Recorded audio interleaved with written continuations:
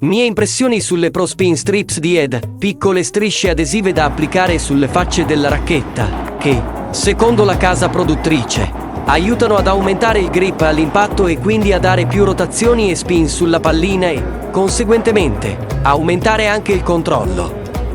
Un'alternativa ad un invasivo trattamento di sabbiatura sulla racchetta, col beneficio di essere facilmente rimovibili in caso di rivendita della pala o di risultati diversi da quelli sperati. Inoltre un altro vantaggio rispetto ad altre soluzioni è che aumentano di circa solo 2 a 3 grammi il peso complessivo della racchetta. Risultano, all'atto pratico, delle striscioline e punti adesivi di una specie di carta vetrata, di circa grana 80. Ed inoltre assicura che le strips sono regolamentari, avendo ottenuto l'autorizzazione all'uso dagli arbitri del circuito professionistico. Il prezzo, pari a 20 euro, probabilmente è un po' troppo elevato per il prodotto in sé per sé.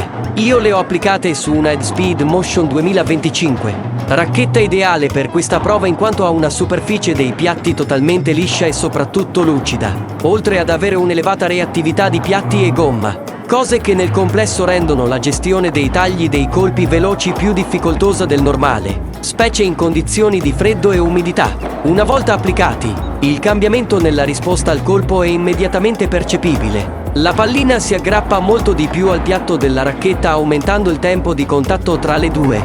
Quindi in generale si può effettivamente dire che il controllo e la facilità di poter direzionare la pallina, in questo senso aumenta. Quello che però per me fa davvero la differenza è la facilità che si acquista nel generare spin senza dover esagerare il gesto tecnico, con un feeling durante il taglio nettamente migliorato.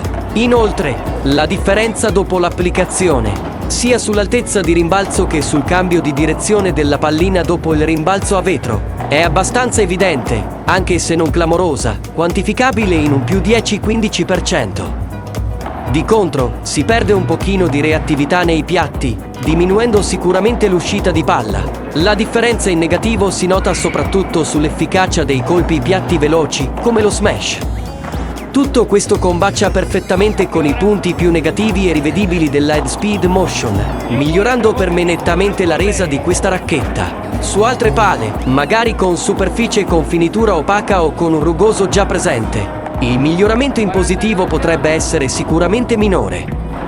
In passato, avevo già provato altre soluzioni più economiche e similari, come le strisce adesive del grip degli skateboard o le strisce antiscivolo per gli scalini, da ritagliare a misura, ma devo dire che la soluzione di Ed è superiore per leggerezza e feeling trasmesso dalla palla. Ovviamente il costo rimane un fattore a sfavore. Buona visione del resto degli highlights di questa partita.